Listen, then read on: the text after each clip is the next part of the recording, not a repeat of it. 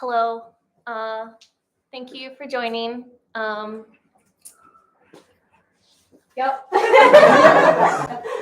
I'm gonna sit down. No, I'm not gonna sit down yet. Okay. Yes. Hello, everyone. Thank you all for coming. I'm sorry we were late. I just want to acknowledge that we are on Shkapa Demu. Woo! Yeah. Thanks, Shkapa, for letting us be here. Great spot. Love it. And I want to thank everyone who helped set up today, which is basically everyone who's in the room. Y'all are great. I'm too flustered to say actual names out loud, and I apologize for that. I think we can just probably get right into it. Lady Bird, be barking.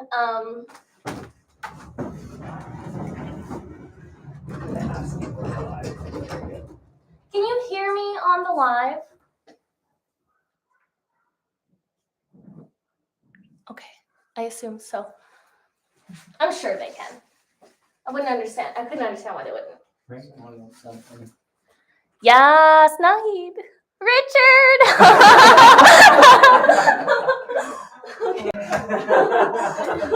Okay, so anyways, introducing Hunting Party of Two. This script was originally written in 2019, and I applied to this thing called Whistler International Indigenous Writers Program, as I am an Indigenous writer. And really frantically, kind of madly wrote it and submitted it, and I got in. And that was pretty amazing. So that was the first time this was ever read. And sweet Taryn Kutneo played one of the characters. Yeah, and the guy from Fubar said it was pretty good. And I was like, okay, cool. And then, I expanded it. I wrote a whole tree, blah, blah, blah. It's changed. This is the first time it's going to be read publicly live. And this film, script, play, reading, talk, poem is very important to me. I want it to be like my first feature film ever. Woo! Yeah. And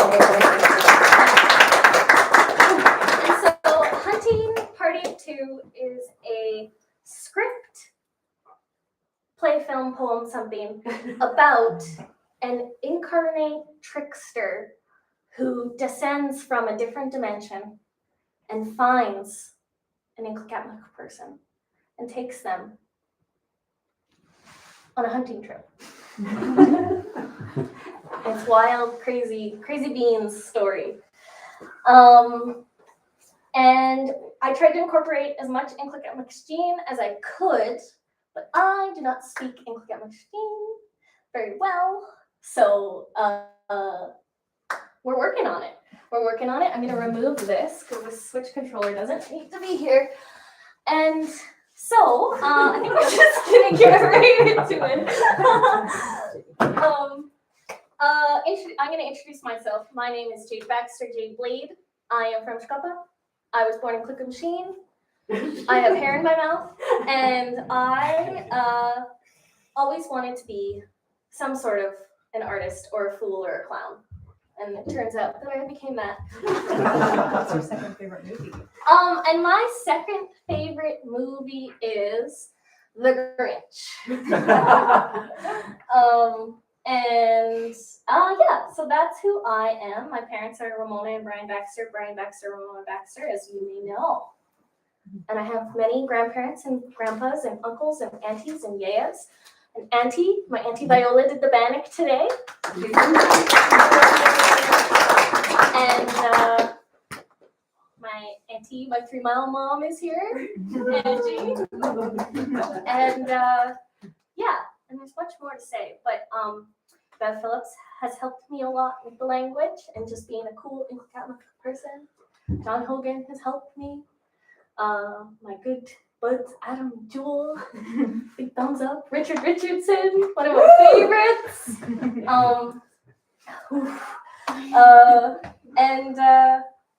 Both the Trevor Mack, Trevor Soloway were there when I did this first read, and I love film, I love native film, I love indigenous film. I'm gonna move it on. to the next person. Oh, also my auntie, Sherry McIntyre, gave me this sticker. It says, lateral kindness, pay it forward. Thanks, Aunt Sherry. Okay. Introduce yourself. My name is Amber Rain. I am from this territory, Scuppa. What was the next question? Second favorite movie? What is your second favorite movie?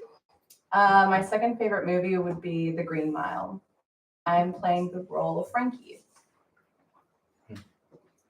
My name's Denzel, or Neelach Axe, from the Giksan Nation, from Kispiox, Iwi clan. And I'm playing the role of Sam, the trickster, or one of the tricksters. And yeah, I don't know. So, I'm really excited. My second favorite movie is The Empire Strikes Back.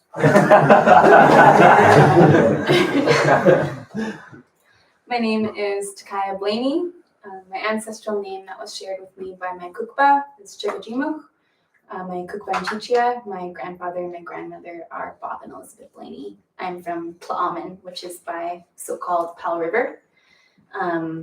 Me and Denzel came there to here, and I'm very happy to be here, to have Indian tacos and to read this script. I'm playing the role of Sunny, and my second favorite film is Spirited Away. I'm Vance Wright, Frog Clan. I was born and raised on the territories of the Autonomous Tenaiks, who are not extinct, in what is now known as Nelson, BC. I'm playing the role of Peb, and my second favorite movie is Catch and Release. No one said it had to be good. It just had to be the second choice. Okay. Yeah, I think I'm nervous. I think we can probably get into it. I don't think there's any more that needs to be said. Hey? Hey. Okay. So I'll be reading the stage direction, the words, and there are two Shama characters, which is like that I will be reading out. So you might hear me say weird voices. Okay.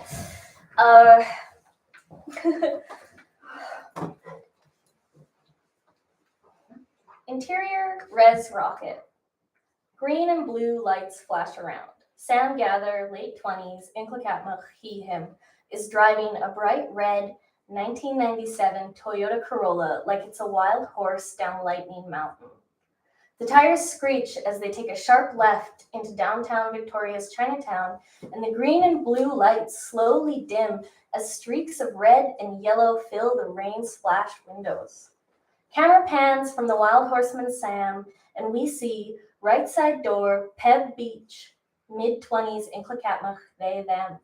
With a war club and an ancient marmot cape draped on their shoulders, their faces painted red, with black lines descending down from their eyes. Fast and furious they look. On the left sits Frankie Sky, mid-20s Inklakatmach, she, they, her face nearly invisible in the dark. Aside from a bright red circle on both cheeks, with black lines, with a cross, a warning, a threat, poison. Frankie holds a beautiful cedar root basket filled with hides, shells, deer hoof rattles. Camera whirls. The car is driving 1,000,000 miles an hour. Red, yellow, rain, blue, green. It's not a car anymore. It's a holy moly spaceship. And it's taking off into the next dimension. Here, we see Sunny hunting.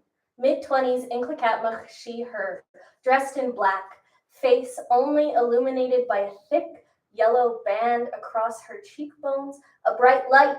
She screams and points out to Sam, "Watch out!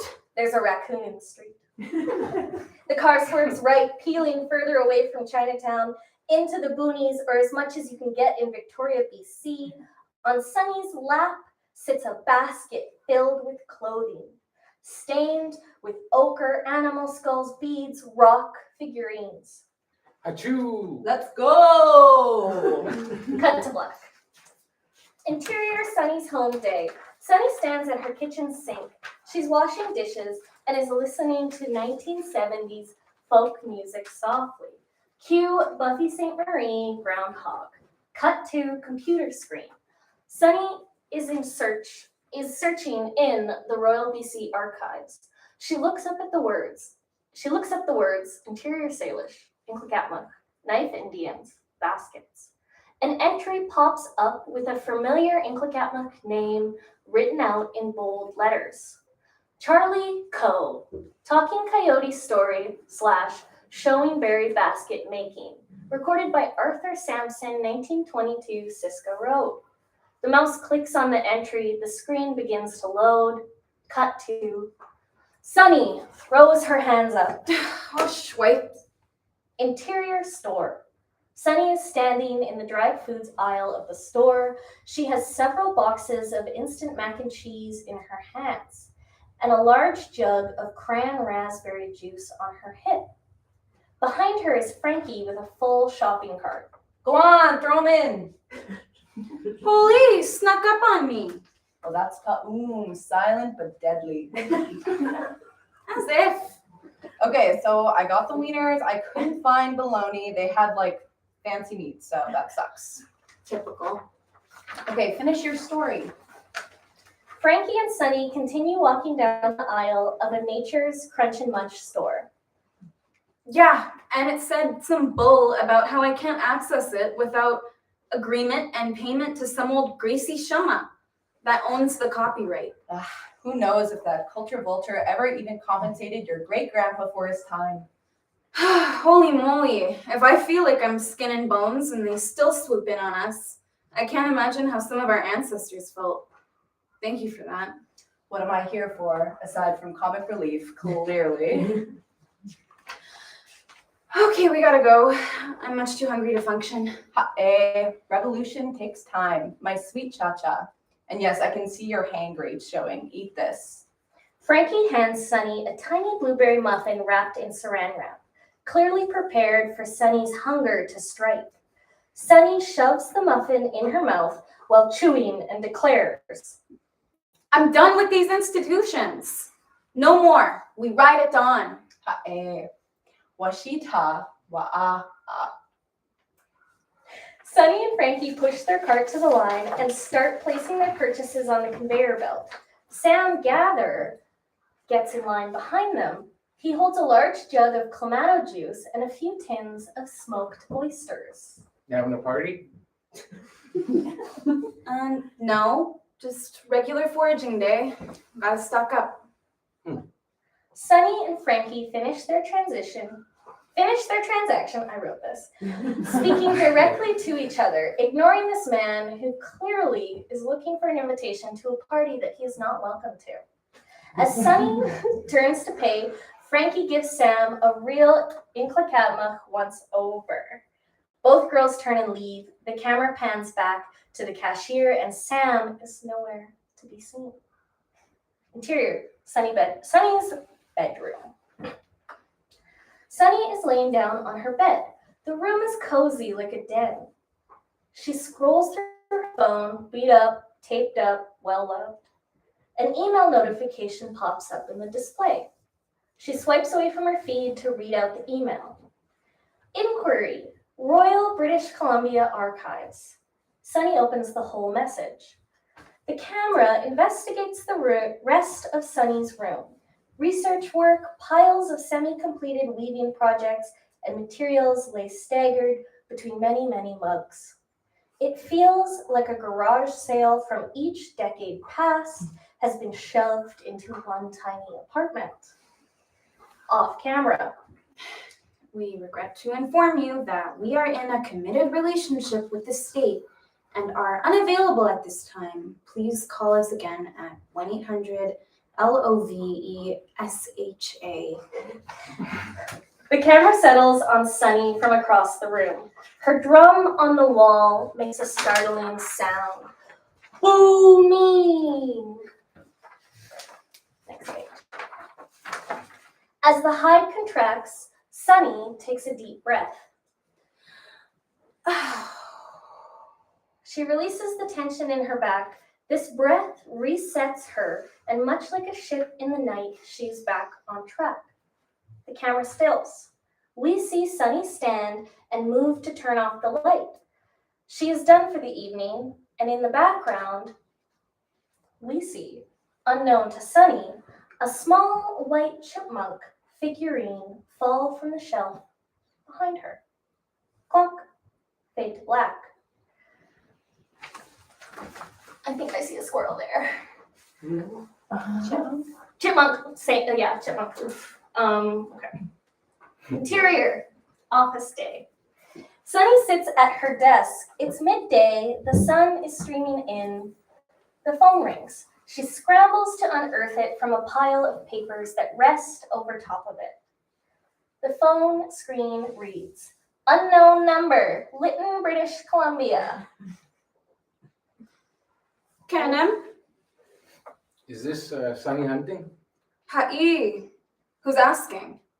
And squashed Sam Gather. I hear you're dealing with a situation, Oh. a hostage situation. Okay, if this is a prank call, you can go right back to... Sunny is ready to hang up. No, don't be silly. Sam cringes on the phone. This is not going well for him thus far. I just happen to be able to assist you with your museum issues. Hold on. Who are you again? Sam Gather.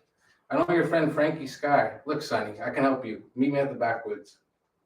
I'm not meeting you in the goddamn woods, you freak. Backwoods, the coffee shop on 4th and River Drive.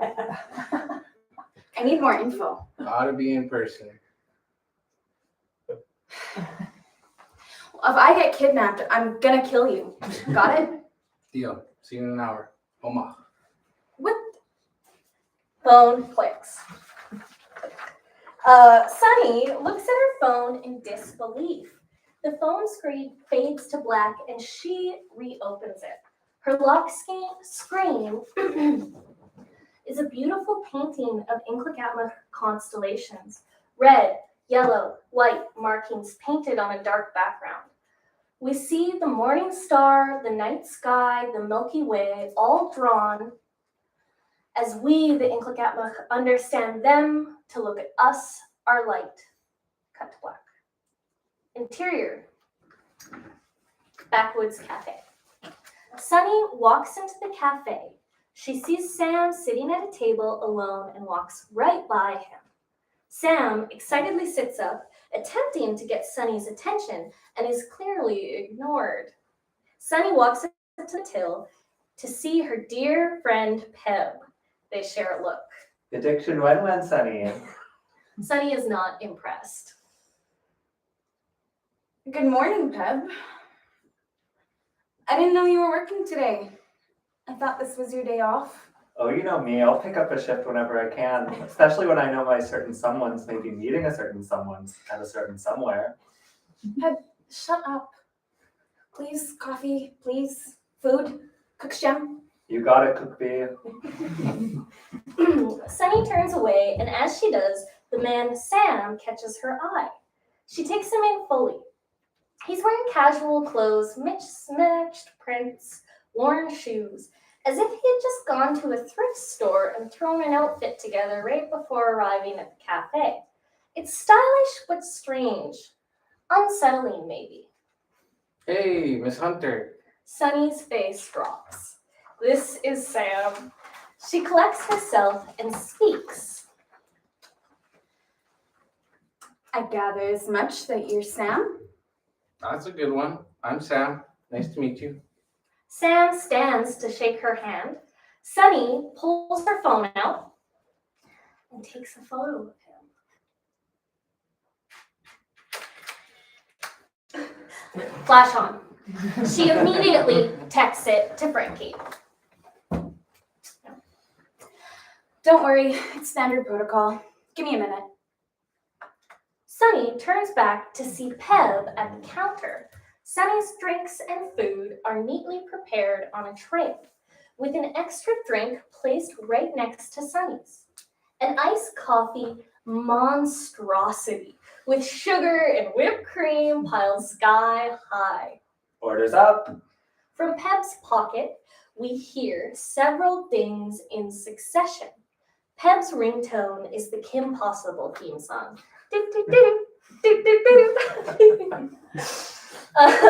Sunny's phone goes off at the same time. Beep, beep, beep, beep, normal ringtone. Frankie responds to the photo of Sam. Never seen that native before in my life. Sunny peeks over at Sam, and Peb frantically texts on their phone. We hear Peb's manager in the back calling for them. Gotta go. Take this, young one. I believe in you. The Force believes in you. Sunny looks back at her screen. Peb returns to the back. Kind of looks like our cousin from the States, though. Gross. You could take them 100%. Sunny sends a quick reply, grabs the tray, and returns to Sam. All right, so who are you? And squashed Sam Gather and look up from the mountains. If you didn't figure that out already. She looks at him suspiciously. The mountains. Right. What Inklekutmuk isn't? I'm from up the mountains near Red Works Family Ranch. But I do my work all over the nation. And that work is? Sam smiles and shrugs, points at himself in a who-me fashion. I'm sort of a consultant, an abstract personal trainer. Sonny, let's cut to the chase. You were on the right track speaking of protocol. Who do you know here? There's aunties and uncles everywhere. Why do you ask? Frankly, I'm not about to conduct a raid without no backup. A raid? What now? You need baskets and stories, right? Look, man, I'm gonna need you to take about 10,000 steps back here. What are you talking about? Sam looks frustrated. He collects himself, takes a warrior breath, sits up to his full height, and looks at Sunny full on. I'm getting ahead of myself. It's my understanding you're having issues with the local museum and your family's belongings. Sunny nods. A basket made by one of my yachts was purchased by a teacher way back, but the RBC won't even allow a viewing because of its age. Apparently it's covered in arsenic, so I'd have to suit up. Biowarfare style. And don't even ask about merely taking photos. They say pay up. And like, as if I have the shnuyat for that. Ta-ah. Sam shakes his head. This isn't the first time I haven't been able to see something because of copyright or preservation. Sunny looks outside. As she does, Sam snaps his fingers. Let's change that. Take the means of reproduction. That's not how that goes. Maybe so, but think about it. Sure, it's illegal to steal, but Canada did it first. And plenty, and continually, and indefinitely, until there's no more to take. Nothing. Nada. Capiche? Sunny peers down at her half-empty coffee cup. A green, biodegradable smiley face shines back at her. So 2 wrongs make a right? Left, right, caw. This could set a precedent, Sonny. No longer can museums be cultural gatekeepers. Well, what about skets? I can't go to jail. What's jail if nothing than a more structured reserve? Look, I heard you in the store. Sunny isn't following Sam. You summoned the troops. Me. We. Frankie. We ride at dawn. Sunny is frankly flabbergasted. She looks over to Peb, who from the kitchen window shakes their head in a heck if I know kind of way. Peb is on the phone with Frankie. Sunny turns back to Sam. I was joking. Like, maybe blast them on the internet. A call out or whatever. Jokes and truth have way more in common than reconciliation and truth. Come on, I'll tell you that for free. They look at each other. Sunny begins to laugh. Sam is clearly amused, thinking he got her. Hook, line, and sinker. A busboy walks up to them. Sunny looks up to him. He reaches for the dishes in front of Sam. Sorry, can I take these? Oh, I don't know. Sunny turns to look at Sam. Sam? Sunny realizes there's no one sitting across from her. She into the kitchen. She looks into the kitchen window, and Peb is also gone. The salt and pepper shakers look like little chipmunks. The busboy says, "Ma'am?" Sunny is bewildered. She frantically looks around and gets up looking for Sam. The busboy watches this, slowly grabs the dishes, and heads to the counter. We hear the door open and shut. Did you see her talking to herself? What a loon. The busboy laughs. His apron catches on the doorknob and the dishes spill everywhere. Insert Wilhelm scream. Ah! Exit Cafe Street. Sunny is outside, perplexed. Sam is nowhere to be seen. Kenham, the heck is happening here? Sunny pulls out her phone, walking quickly away from the cafe. Looking down at her screen, she reaches the nearby park. She walks past Sam, sitting up on a rock. So, Sunny screams. Sam jumps down from the rock. What? Sam walks up to her. This is the first time Sunny really notices there's something different about the man. She cautiously takes him in. Her words are broken like a bad YouTube voiceover. Are you fish? Huh? now you're asking the right questions. Come on, let's talk with less of a... Sam gestures over at a Canadian family sitting on a picnic table with his head. Sunny does not trust him and refuses to follow. He grabs her wrist and they teleport. Insert teleport sound effect.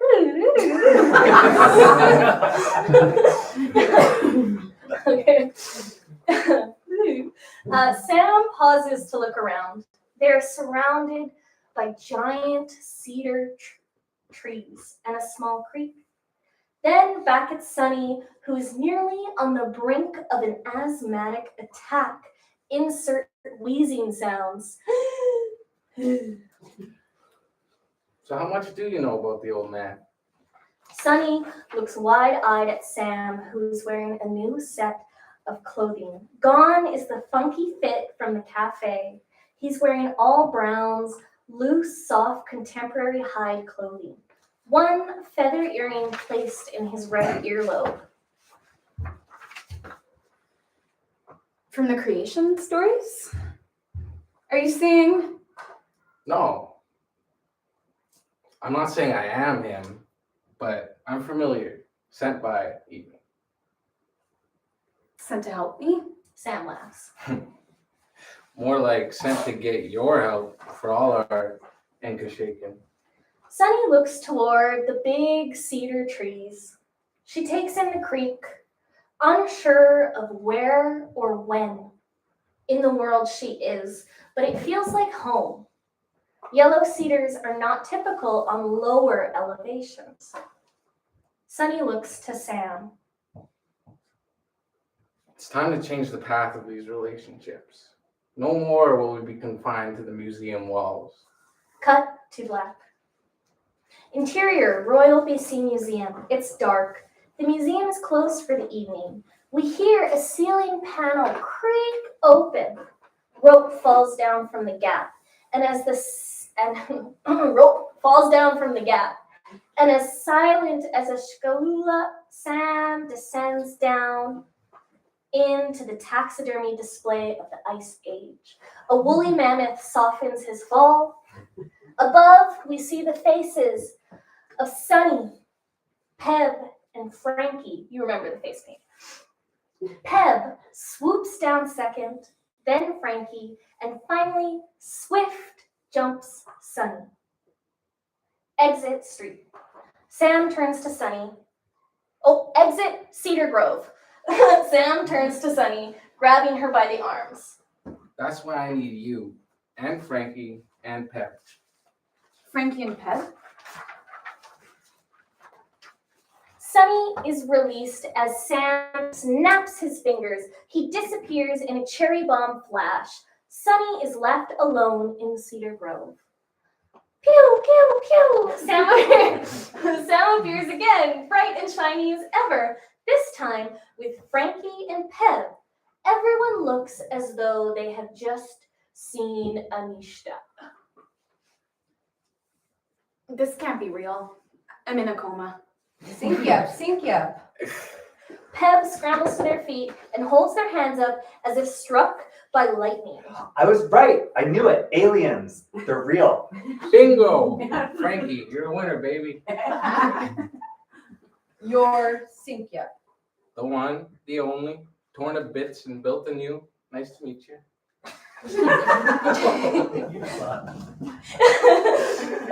Chaos ensues. Sam explains the situation to Frankie and Peb. After a few holy moly deep breaths, everyone cautiously settles down. Frankie and Peb look to Sunny. It's up to her for now.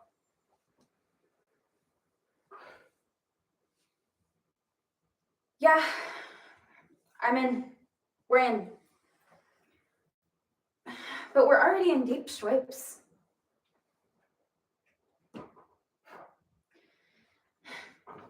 In no godforsaken way can we break into a museum. First of all, where we're going, we don't need no God. Secondly, and thirdly, that's what you have me for. Then what are we gonna do? Cut to black. Interior, Sunny's home, day. Sam is lounging on a chair behind Sunny. He sits holding out blueprints and eating stoen. Frankie is making food in the kitchen and Peb is helping Sunny with an Excel spreadsheet of names and numbers, locations, and pin keys. Sunny turns to look at Frankie. This is like that Ocean's 8 movie. Frankie laughs as Sam cuts in. There's only 5 oceans. There's only 5 oceans. Nothing. She keeps typing. Cut to black. End. Woo!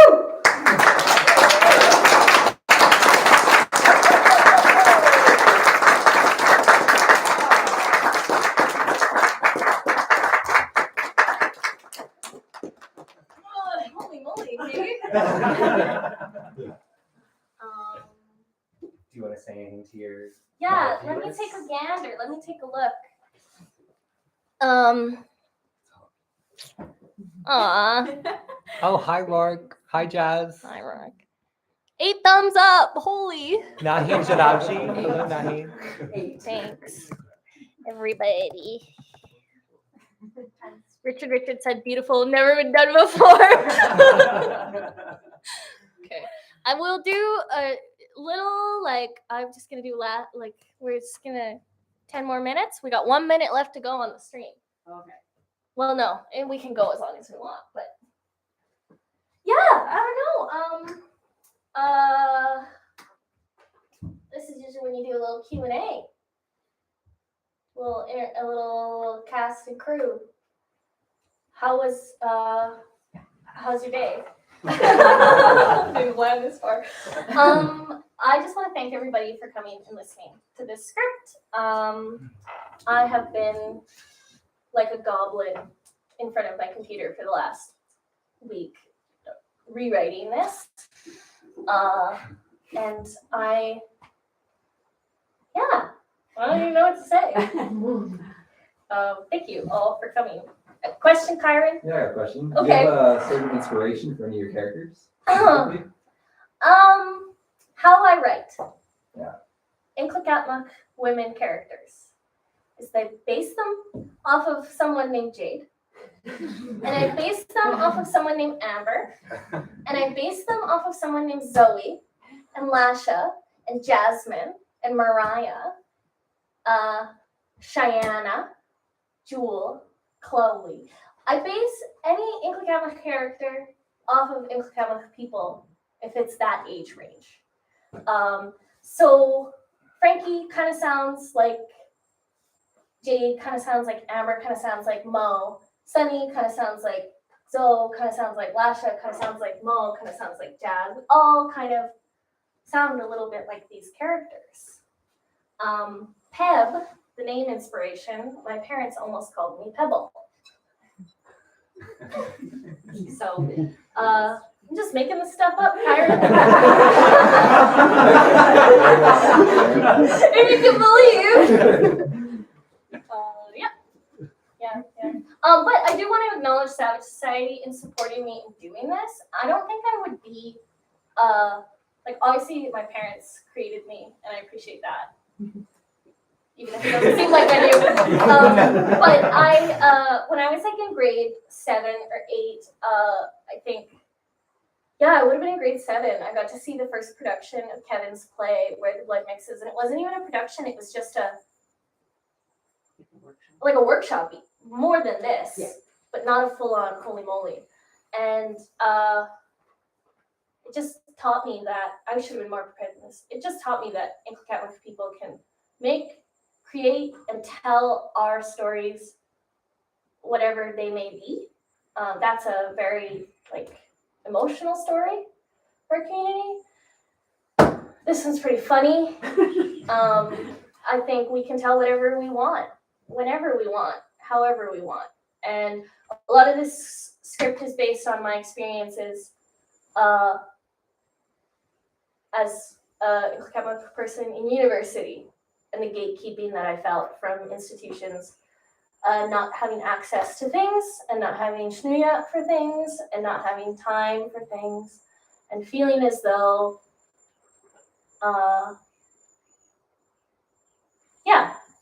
that I was gonna have to break in if I wanted to see anything, because either it was behind locked doors, or they would genuinely tell us there's arsenic on this, because they preserve baskets like that. And so it's just I didn't understand that at the time. And it was just a little heartbreaking. Anyways, this is getting along. And so my plans are to turn this into Savage Society. Thank you so much for letting me do this. Savage Society, thank you for letting me do this. Kevin, thank you for letting me do this. Let me participate in Savage Society things. Chelsea and Sherry for Savage Society, thank you for helping me get this going.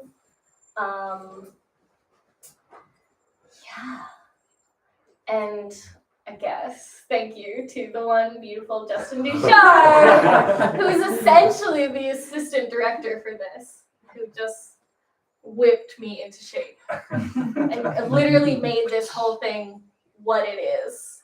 Thank you to Maria Margareta Cabana-Boucher. Thank you to Mangijik.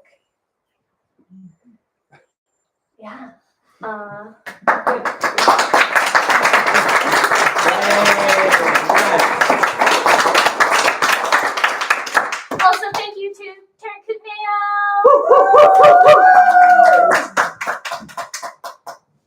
You can end it. Cut the cord, cut the camera. Later.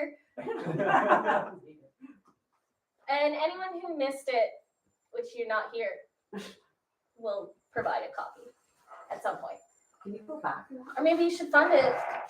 I don't know, Oh, you have a question here. Do you want to? Oh yeah, what's the question? Sorry. Can you read it out to me, Justin? Nahi Jadabji would like to know, Do you write for the screen exclusively, or do you write for the stage too? Do you have a preference for either or? I write for my ink is shaken. I pretty much only write how I write is I take a napkin and then I start an idea down and then that idea goes on a notebook and that idea goes in a notebook and then that idea goes into a Word document and then I download Celtics at the end of the day and have to do. So I write pretty much only films. I have not written many plays. My first film I ever wrote was a zombie film, and it was set in Shkapa. They were shooting zombies by the sand pile. So pretty much exclusively film. Awesome. Yeah, I do write poetry, but Thank you for your question, Nahid. We're going to end the stream now. Thank you all so much for joining. Bye. Everyone give a wave.